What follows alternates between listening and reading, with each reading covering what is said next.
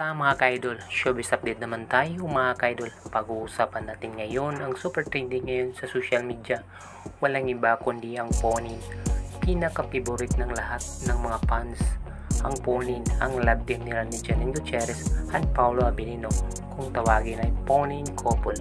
At sana ay mapabigyan sila ng panibagong project na magsasama ulit sa pelikula.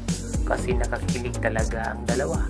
Kasi talaga makikita nyo sa mga mata nila na in love sila sa isa't isa at magjowa na ang dalawa, kaya hindi sila mahirapan sa actingan kasi komportable ang pagkasama mo ang mahal mo sa buhay.